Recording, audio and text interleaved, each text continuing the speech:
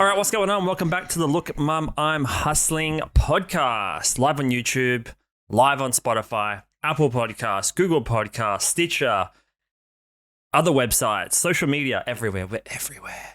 We're in your ears, we're in your face, we're in your eyeballs, we're under your skin probably. We're probably just, seeping into every little hole, really. Pore, every little pore. As soon as you said live, there's a lot of thinking like, it's not live, it's pre-recorded, but that's fine. Same. Well, we're not recording. Well, we are live. We just watched that Lex Fridman AI pod. Not even AI. It's what would you call it? Virtual reality. Virtual reality hologram episode with Mark Zuckerberg. They were using the Oculus 3.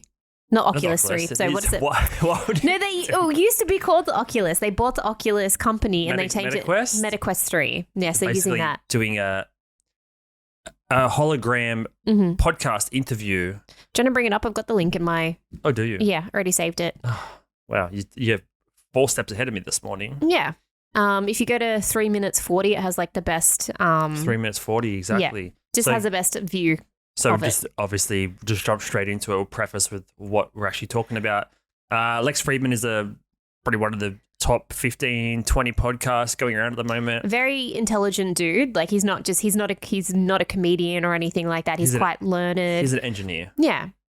And he's just very, like, all his questions are quite thought-provoking as well. Like he's very kind of calm when he speaks to someone. He just really wants to know the intricacies. That's not the word I'm looking for. Anyway, he just wants to know like the like what's behind the person's layers. It's never just like the surface questions or anything like that. Wants to know why, like how things are happening and why they're happening. Yeah. So he always interviews interesting people. Obviously, he does a lot of comedians and all that kind of stuff, but he does politicians, like writers, scientists, a whole bunch of different people. Kind of like this. Well, he's just stoic in the sense of nothing really. His energy and emotions aren't all over the shop. Someone like me, I'm hot and cold, minute to minute. He's like kind of, I guess he is monotone, but that's just his style. Yeah. But he's just very interested and curious about all things technology and science and futurism and all those sorts of things. But basically, I'm just going to say also he plays a big part in like robotics as well. So like Boston, what was Dynamics. The Boston Dynamics Institute? Yeah. So basically, he's one of his latest episodes that came out today with Mark Zuckerberg is live in the Metaverse. Yeah, that's a really interesting concept, right? Because we podcast and we're both in the same room, and just the way that they were describing it of being in. Do I put it out? Yes. So they feel like they're in the same room because we appear to each other as photorealistic codec avatars in 3D with spatial audio. This technology is incredible, and I think it's the future of how human beings connect to each other in a deeper, so many meaningful podcasters way. hate the idea of doing remote podcasts because you don't really capture many of the nuances. You get the interactions and the facial expressions that you would normally get if it was in person. You can't feel that energy. No, you can. It's kind of overcoming that in some sort of sense. Exactly, yeah. Because even if you do something as simple as like a work Teams meeting, it's hard to pick up on that vibe because it's just a very much a 2D kind of image. Dear friends, here's Mark. So was it 3 what? 3 minutes 40? Expression. And it... Well, just even from here. So like for those that are just listening, so on the screen we've got... what you're supposed to look like over the on the wire. podcast, they've got the free views. So they've got the photorealistic view, and then they've got like the rendered sort of view, and then they've got the view of like what it looks like with the headset. Just the guy with a camera. Yeah, guy camera. But it's just like it's 3 different stages, right? So I know Meta got into a lot of people making fun of him making memes because they had like the cartoon sort of version of it, whereas this one with the Kodak is like just photorealistic. So it takes a 3D scan of the body and it be able to, just creates that more realistic kind of like Ready Player One-esque photorealistic. Sort of It's also actually much more bandwidth efficient than is that most. So it looks like those super photorealistic video games like Last of Us and things like that, where you can tell there's like some sort of CGI rendering, but for the most part, all the fine details in terms of just changes in skin tone, stubble, freckles, wrinkles, everything's eyebrows, just a little bit more smoothed out. Yeah. Yeah.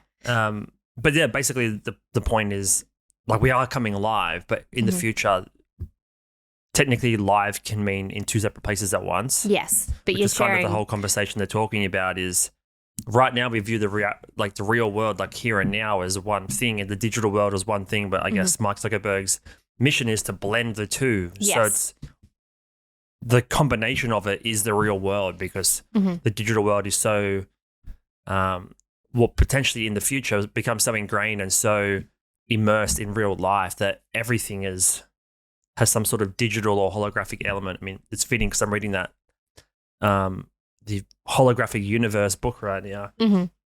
It's kind of the same thing. Everything's just waveforms that are hitting different sensors. Basically, that's what everything is. Every time you feel a vibration or light comes in, all it is, it's just waveforms in different formations and stuff. This is basically the same thing. Yeah. And from it kind of, now I can sort of see the direction where he wants to go, because when they release those cartoon avatars, you're like, oh, no one's going to take this seriously. It looks quite kiddish. It doesn't look like something for an adult, I guess, to interact with. I've seen those. I think that most of those are for video games, though. Yes. Most of those are like, Facebook games or whatever you want to call it. But this here, now seeing them with that sort of photorealistic aspect, now I can understand of like that kind of avatar walking around in a digital space or a digital room, having conversations. Imagine having like a work board meeting and everyone's just a digital avatar and you're just chilling in your pajamas at home. Like I can see this definitely working. And they made a fair point, because it's actually just like their shoulders and upwards, because it takes so much computing power to like render that whole body. And they're saying like the headsets can't fully like support that just yet. So they've just got like the floating heads in a way. What's the main thing when you're having a conversation with someone? Like body language is, what do they say? 80% of the communication is through body language. And most of it comes in the face and the eyes and the way your muscles are either contracting or whatever in your face. The way you put your hands and across your legs and stuff. Even your posture as well. It matters, but not so much that it's necessary right now. But it's kind of crazy, the technology that's coming out. So maybe we just hold off doing interviews on the pod until... And then just send them a MetaQuest 3 headset. Well, that's the thing. They're saying he's trying to make it available to everybody. That's the way that these big brands grow massively, is to get in everybody's hands. Yes. And right now it's so expensive to get one of these things, but his mission is to make it cheaper and more affordable for everyone. So you can call your grandparents and it doesn't have to be through Zoom where it's just a flat 2D webcam image. It's actually more immersive in the 3D sense. Even though it isn't 3D, it's just a hologram. If you think about it, was it 20 years ago, mobile phones were just sort of becoming popular, right? But now it's literally a second limb for everybody. So could you imagine just give that another 10, 15 years, then everyone's going to have one in their home and it's just going to be like just another piece of technology that you use day in, day out. Like the phones are now so integrated in everyday lives that people struggle not to grab it first thing in the morning. It's just one of those things that is now so essential. So if what he's saying is he wants to get it in everybody's home, that's totally possible. You just got to give it time. And we talked about Apple's VR headset a month or two ago, and it's who's going to be the first to get this in the consumer's hand. It's almost where it's become like the normal thing. Like iPhone is the thing. It's everyone knows what it is. Everyone has one for the most part. But which one's going to dominate? Because both of them have like an equal footing in terms of how popular or how widespread the brand name is in just culture and society. So it's going to be interesting to see who gets ahead of the other one and takes that market share. Yeah, because it's almost like Android versus Apple, or even just Xbox versus PlayStation, right? You can't really play online. If someone has now there's some games that are integrated, but like originally, if you had a PS4, you couldn't play online with people that had an Xbox, right? So just say eventually if they two both become popular and they have a virtual reality world, can those virtual reality worlds interact, or you only can interact on the Meta world and only interact on the Apple world?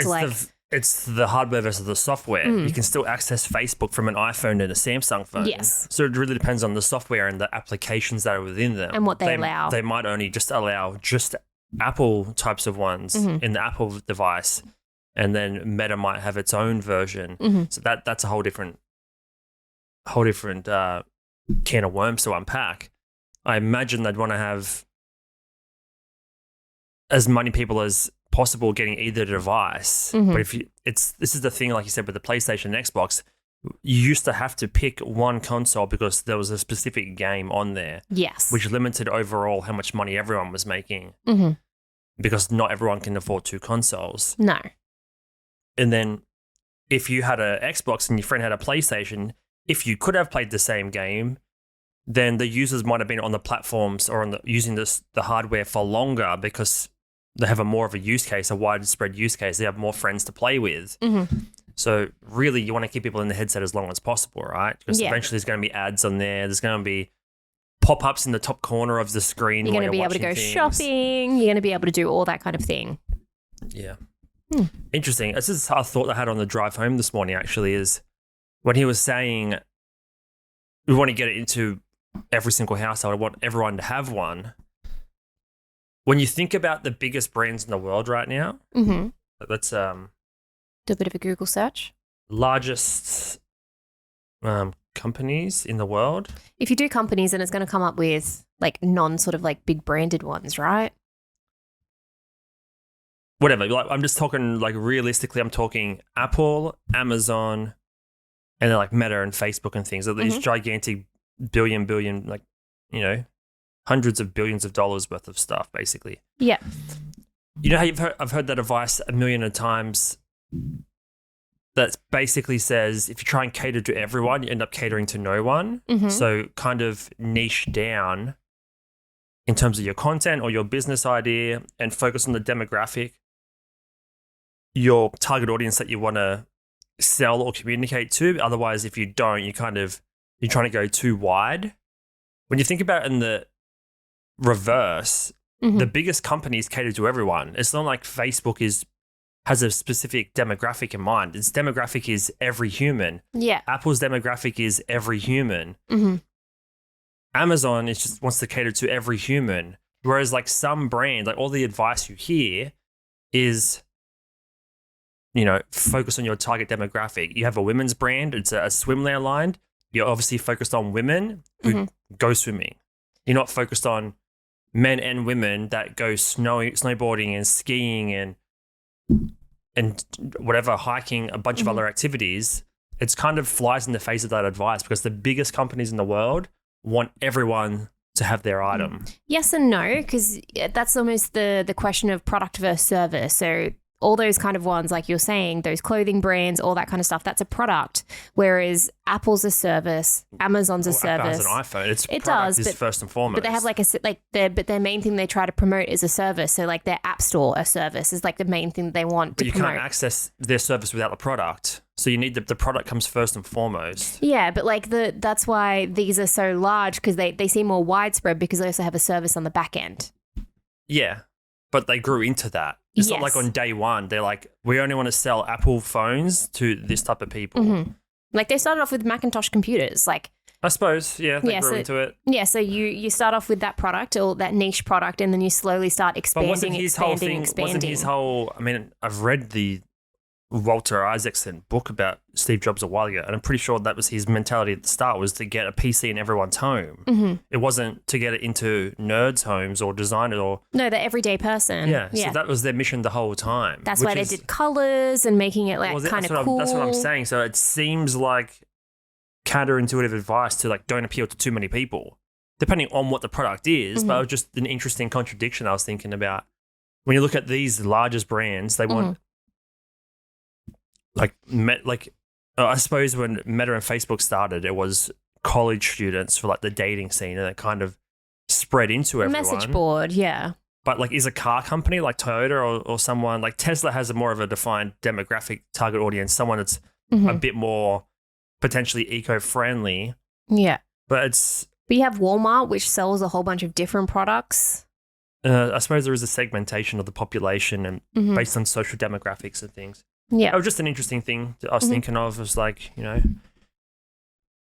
do you just have, it's really like, do you have a broad range of products for a small group of people?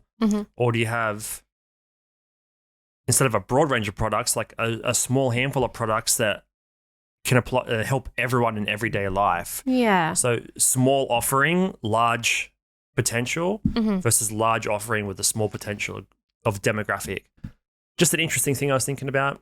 Yeah, well, like that's the whole, and even with these kind of products that they do have, they go in and out. So just say the iPod isn't around anymore, like, so you do try out products and then end up phasing them out anyway. I understand that, but they're not making an iPod for one specific type of person. No, they want it for the mass market. It's not like a range of 18 to 25-year-olds or just males or just business owners. They want literally everyone from 14 to 100 that listens to anything that has sound that requires a headphone, whether it's podcast, audiobook, music. That's what the iPad was designed for. It's almost like, the point before is you niche down to begin with because that helps you grow. And then once you're growing, you can expand. Just interesting. Interesting thing. Speaking of big brands, I have a couple of birthdays to acknowledge this week. Oh, do you? Yeah. All right. Who are we celebrating? So Google turned 25 yesterday. Happy birthday, Happy birthday, Google. Thank you for pushing this episode out on the algorithm. Appreciate you, Google, and answering all my dumb questions throughout time. Yeah, You've been a real one. You've helped out us a whole bunch. AI doesn't stand a chance. So Google turns 25. This is a look at the world's top performing searches. So on Wednesday this week, as of late September 27. That's why there was 25 in the Google logo. The world's most popular search engine started as a research project by Larry Page and Sergey Brin, where they were both... Sergey? Mm-hmm. What did I say? Sergey? Yeah. Maybe he likes being called Sergey. Maybe. You interrupted my flow. When they were both doctoral students at Stanford University in the late 1990s, they developed an algorithm for search engines that ranked websites based on the number of other websites that linked to them. So PageRank, so basically all the backlinks and interconnectedness between pages. Interesting. As of last month, Google had a global market share of 92%. That's massive. Yep. I'll show you this graph in a second. If you're just listening, jump over to the YouTube or Spotify now to see some of this visual representation of the data. God, like having 92% as well, like that's going to be so hard to steal from. Like that's something that's ingrained in people's... David and Goliath. Anything's possible in this world. That's true. 92%. Its nearest competitor, Bing, held about 3% market share, followed by Google at just over 1%. Anything can happen. Yep. Literally, giants fall eventually. So this is as of August 2023. So it's basically a chart with the x-axis is 2002 until now, and the y-axis is 0 to 100% of market share. And the big green portion here, the vast majority of this box is Google, and it sort of hit that. It's kind of sat around that 92% market share since 2009. Yeah, I'd say in 2009. So it's held strong for a good 15 years almost. Far out.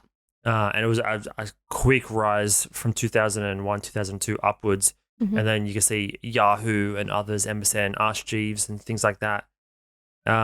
Sort of fell off, but you can see Bing didn't even really start. Bing kind of started once Google was like the king almost. Yeah. So that's kind of interesting, but yeah, it's been a fast 25 years. Bing's on all Microsoft computers anyway. They just switch over to Chrome.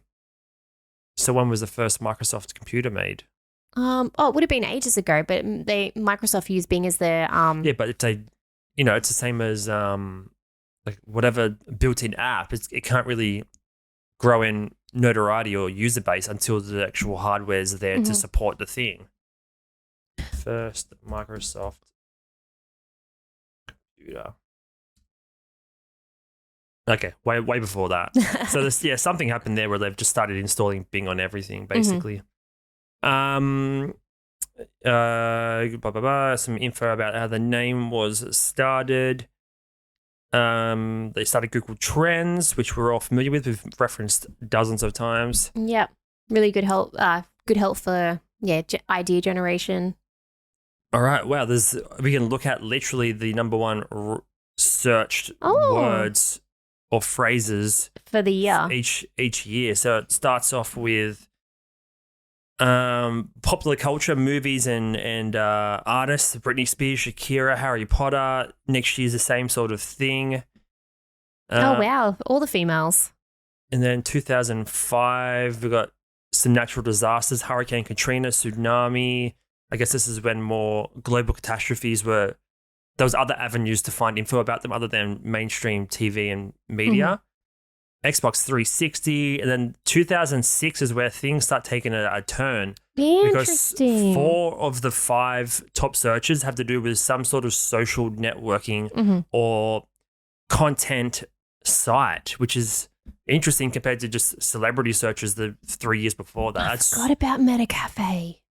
Don't remember it. Was But before. that's a stark difference between entertainment to connectedness with other people. Then the next year's bit of a mix. So American Idol would have started. YouTube's come about. Britney Spears is always in there, but she was massive in the early 2000s anyway. And 2008, we move into politicians. 2009, Michael Jackson passes away, and then some more apps. So like potentially the next wave of apps like Facebook and Twitter. 2009.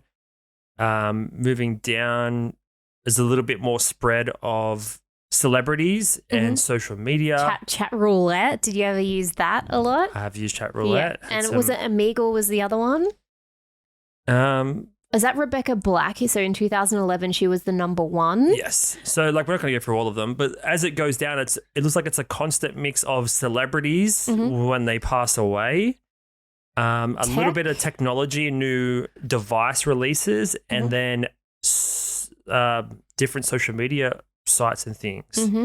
So it's death, entertainment, technology, and that's and politics. That's really the main trend I'm seeing here. Sports a little bit. When there's like a World Cup FIFA on or something. Yeah, soccer. So actually, sorry to interrupt. Like that's a really interesting one. It's like there's heaps of soccer ones that come up. I haven't seen the Olympics once, so it's just soccer is the main thing that's being Googled. So no one really cares about all the other sports. Okay. Yeah. So we got top 5 searches by looks of it, right? Celebrities, especially death related. Yeah. Politics, which is more a rotation every 4 years when there's a new election. Technology, so substantial upgrades to the types of devices we use. Sport. Yep. And then I guess digital platforms like social media platforms.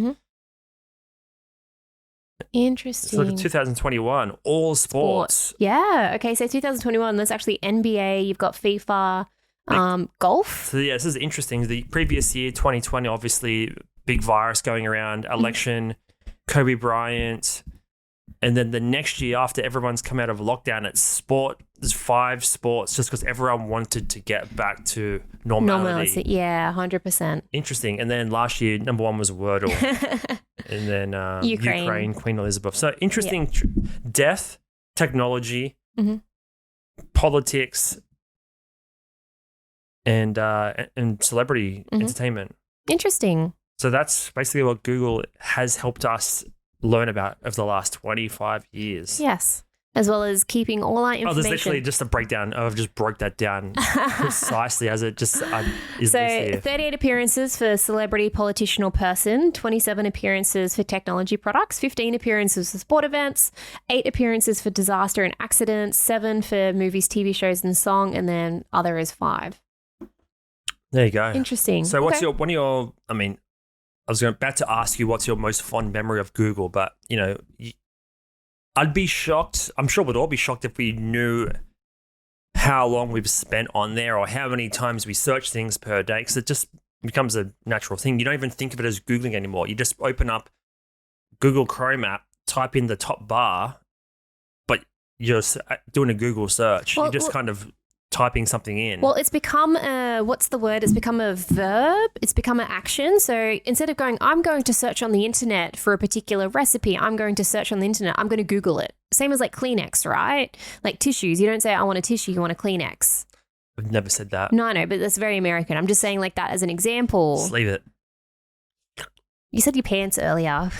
pants sleeve, whatever you got. But it's now a term of itself. So you're not saying I'm gonna open up the web browser and search on the internet. You say I'm gonna Google it. Just Google it. Have you Googled it yet? Like I work in retail, and half the time I'm like, let's Google it together. Yep. Or even like if people want a tutorial, it's like just search it, and that's like YouTube's going to be that version next. Like just YouTube it. It would have caught on by now. Well, YouTube's not as old as Google is. Yeah, but it would have. I think it would have caught on by now. Okay, fair enough. I think it would have caught on by now. I mean, it's the biggest video platform anyway. Like when you go, I'll watch a video or watch a thing, people are going to look on YouTube anyway. Well, you're still searching on YouTube, and technically you are Googling on there because it's owned by Google. Mm-hmm. But I think Google has replaced the term for search. Yes. But you can't really say, go on YouTube. It doesn't work quite the same. Yeah, that's fair. But yeah, so Google definitely has replaced the term search. Because you're more likely going to say, just search it on YouTube or look it up on YouTube. You still revert to the original word for YouTube. Mm-hmm. True. Fair enough. It's a good point. Humans are weird. Yes. Let's look at. I want to see what the original, not even the original version of the website looked like, but just OG Google. in those first couple of years. Because I remember it was very blocky, and you said, remember the I'm feeling lucky? You used to press that. Did you? Yeah, and it used to come up with just the one website. I think it was, right? Oh no, sorry. You said YouTube. For some reason, I thought. Oh, sorry. Google in my head. I meant Google as. Okay. Yeah, sorry, I'm getting confused.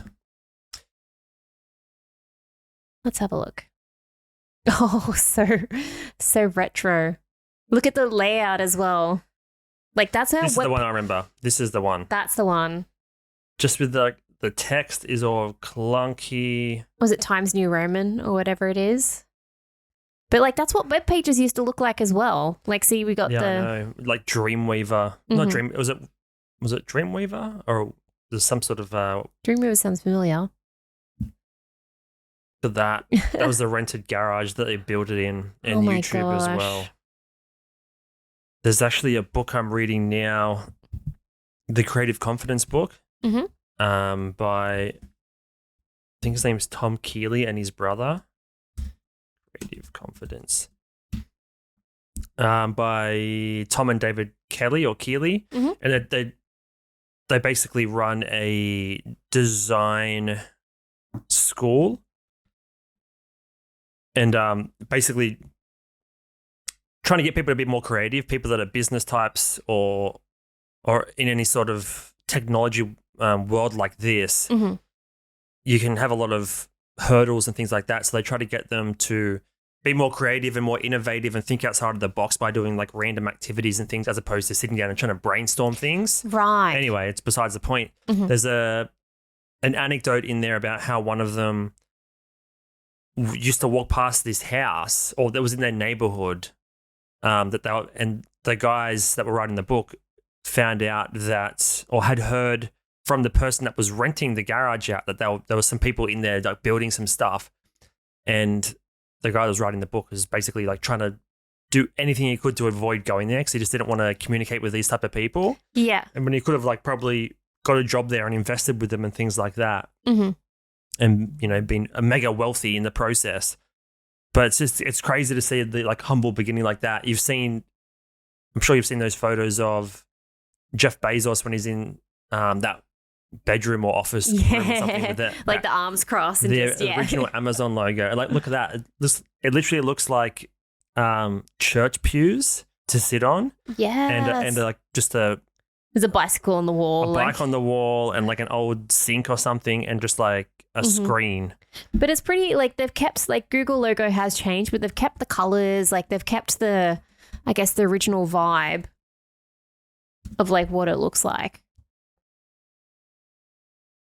So look at just The famous garage. Famous garage, where like one of the biggest things, pieces of technology and business and something that's done so much for the world. I'm sure there's plenty of haters and, they're tapping your phone and listening to everything. Like there's plenty of negatives that come along with it as well.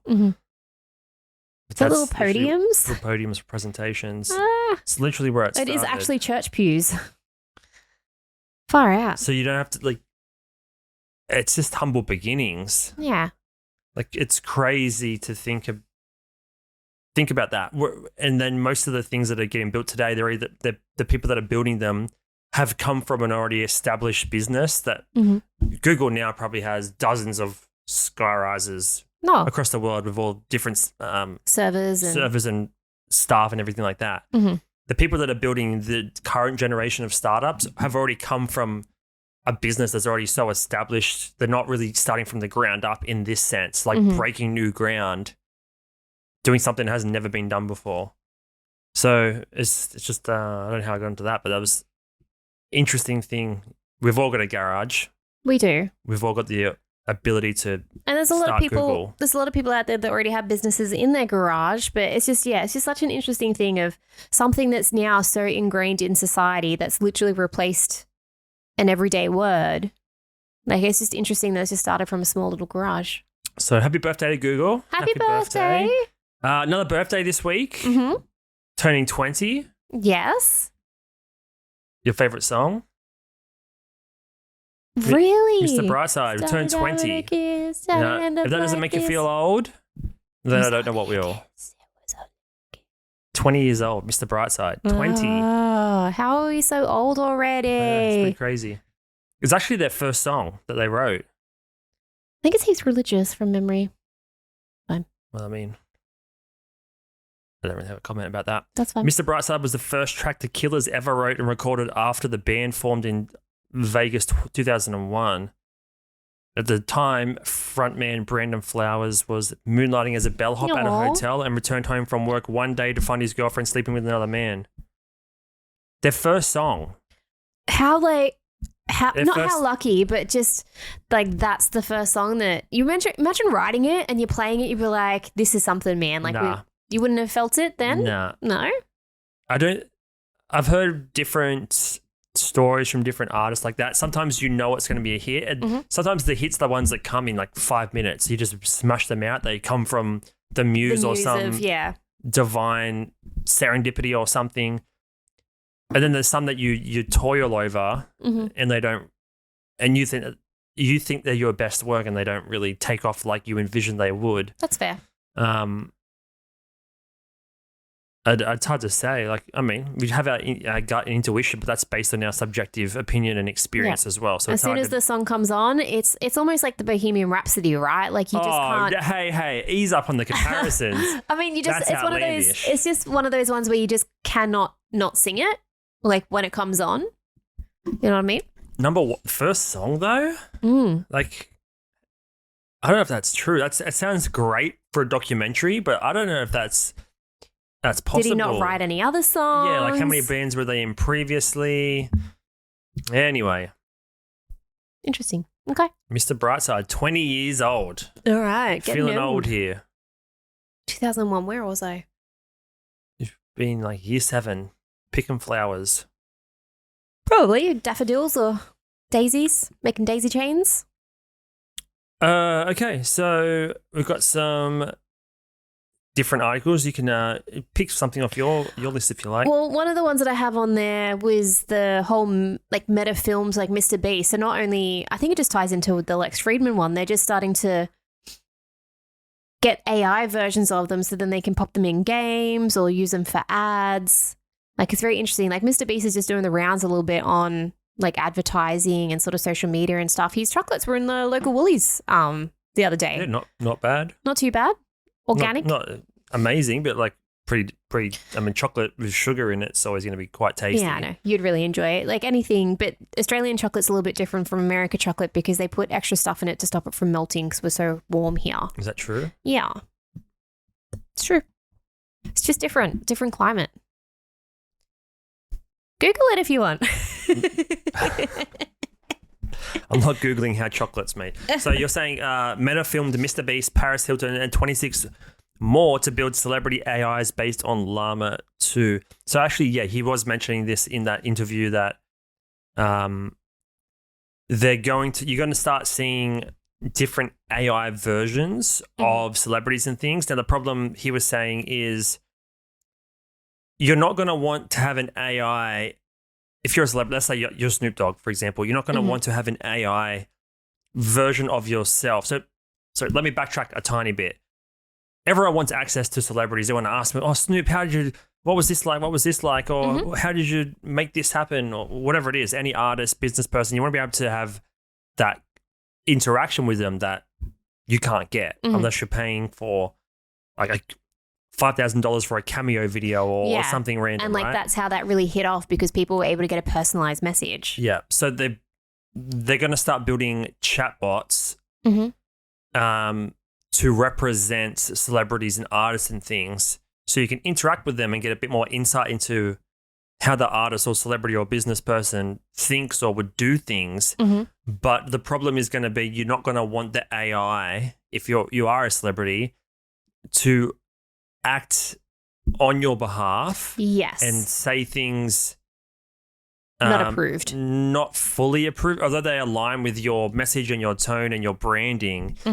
They're going to be like basically a Robin to your Batman, just someone that can help field questions and things, but not act as if you're the one giving advice. Let's say you want to get business advice from Warren Buffett. Yeah. You're not going to listen to the exact advice as if it's coming out of his mouth. It's a chatbot tamed down version to give you kind of the right answer, but I guess it takes the culpability off the actual artist or someone because they can't say it. I didn't say that. It was the chatbot acting on my behalf. So that's going to be a few problems that they're foreseeing in the future, which would mean you're not going to have access to an actual AI replica. It's kind of just a variant on the person, if that makes sense. Yeah, I hear what you mean. Yeah, because there'll be eventually down the track someone does something or takes the advice or whatever, and it's like illegal, what's legal and what's not legal, legalities, as they call it. So yeah, they're basically saying they're filming a bunch of celebrities and more or less capturing their emotions and their facial distinguishing features and reactions and things. Well, if you want your product or your brand to be well known, what do? You get celebrity endorsements, right? So this is like one way that Meta might be able to use to their success, because at the moment you've got, obviously Apple is going to have a huge thing because you have Apple fan people everywhere, and then you've got the Meta Quest. Like those are probably going to be the two big VR sort of aspects that they want to compete against. So like Meta's kind of been first in the field for a little bit. So then what's one thing is like getting all these like cool celebrities to be like, yes, Meta. And it comes at an interesting time because that writer's strike has just ended as well. They come to a bunch of new agreements. Oh, good. Yeah. Many of which involve AI and not allowing AI into the writing process and things like that. Interesting. So that's kind of interesting news. I'm sure we're going to see a bunch of video games and interactive things linking to certain celebrities, which means more money for bigger corporations. Well, think about the is it RPG? The like the game bots, like the ones, the RPG's role-playing game. No, what's the term of like NPC? NPCs, yeah. So I can just imagine celebrities being like an NPC. They've got like a particular script, so you can pick options. Yeah. And that's like the script that they'll say. So like just the image there of Snoop Dogg being a dungeon master, obviously there's going to be like a script that you can follow. Yeah. Yeah. So you wouldn't want to play Call of Duty with Snoop on your side. Yeah, and he's just got, a couple of his popular phrases or wherever it is, or like, Arnold Schwarzenegger going to be like, hasta la vista, baby. See, that I don't know how closely that is to AI versus just a normal video game, because you can just record a bunch of scripts and it just gets inserted. Like when you're playing NBA 2K, for example, and the commentators for the actual real games are making comments about how you're playing the video game. It's only just picking from one of whatever 200 phrases. Oh, you shot it from downtown. Like it's just repeat. It's not. You're not getting tailored answers based on your actions. Gotcha. You can't say, "Yo, Snoop, run into that room and cover me." He's like, "Gotcha," and he'll actually go and do it. It's not like he's going to say, Yes, Snoop Dizzle will go, like, it's not just like a repeated tagline, for I example. hear, yes, I hear what you're saying because you want, I guess, to have it more realistic. It can't be very, like, it can't be scripted. It can't be that too way. robotic and Yeah. scripted. Okay, I hear. To Interesting. a degree, Mhm. but the idea is that there's so much data in these AI algorithms that it doesn't have to rely on scripts because it generates the actual response. Gotcha. Yeah. So just interesting things coming down the line. Mhm.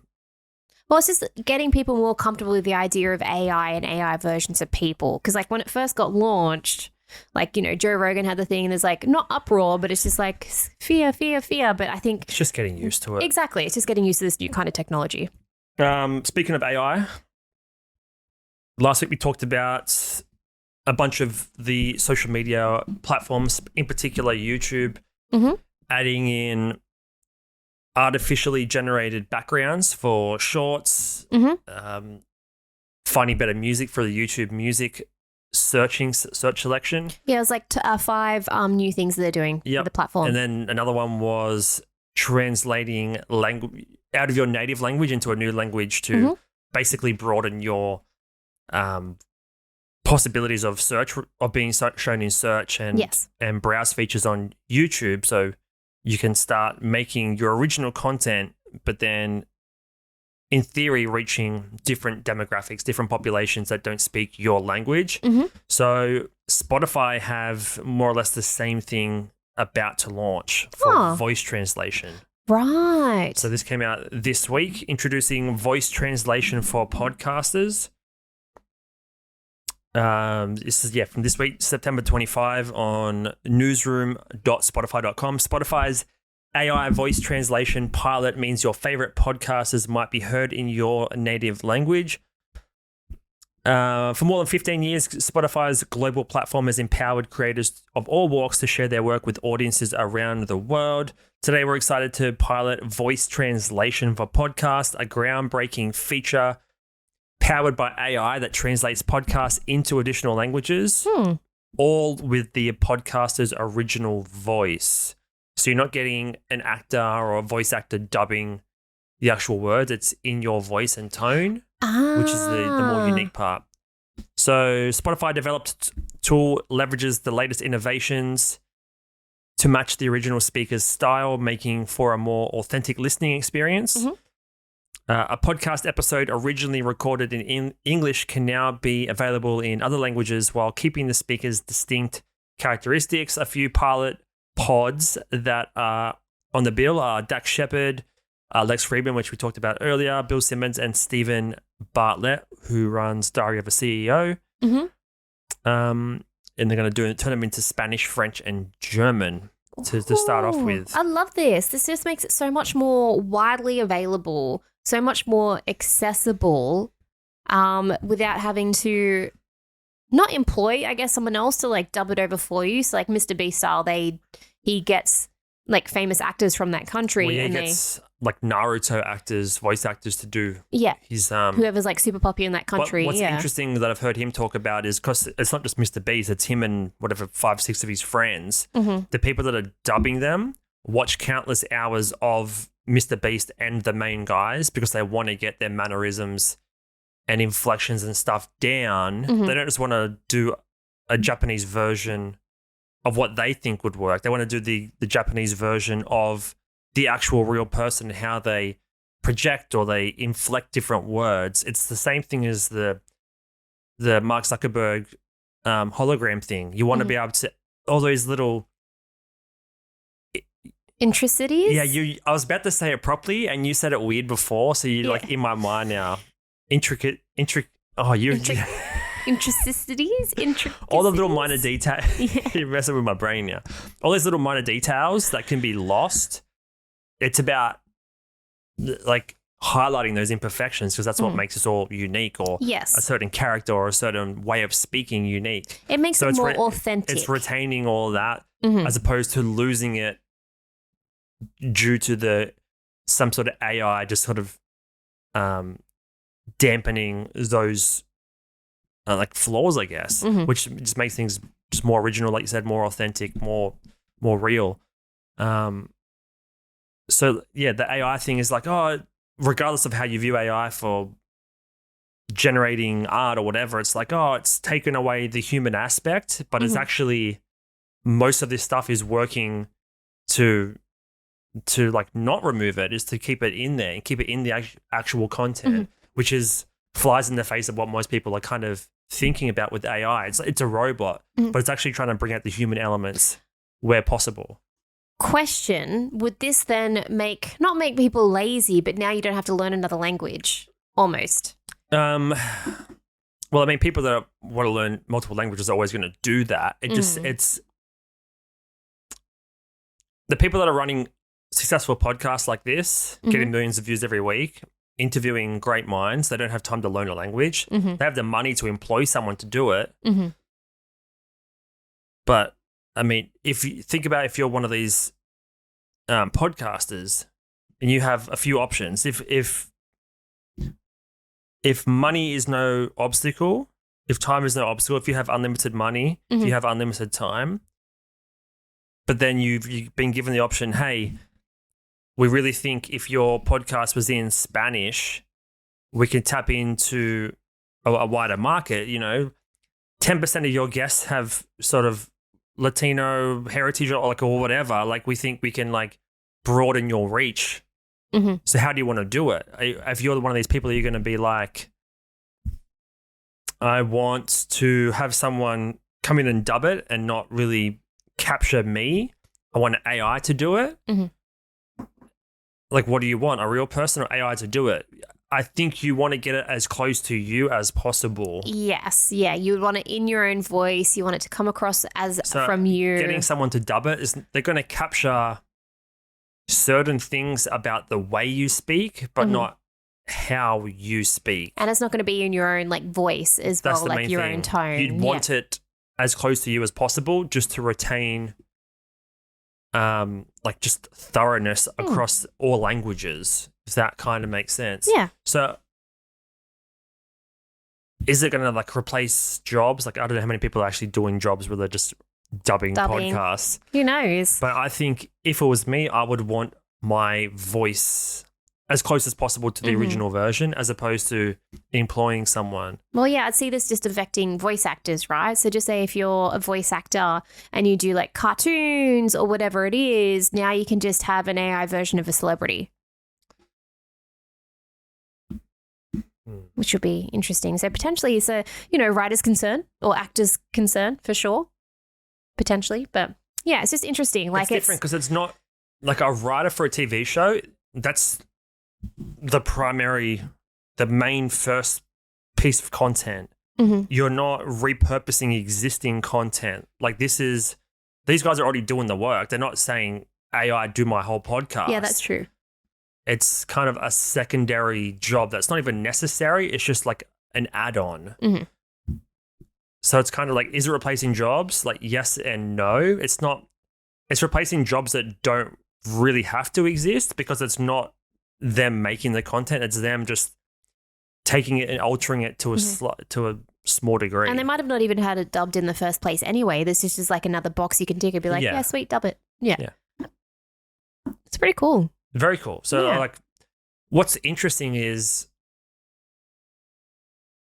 you don't realize how limited you are geographically, or how limited your content is geographically. Especially here in Australia. Until you start doing things like this. Yeah. Because YouTube has been around for ages. There's plenty of, Indian-speaking YouTube channels. Every language is covered on there. But now, what if there's some amazing creator that is blowing up overseas, but no one wants to watch because they don't want to sit there and read the subtitles or anything?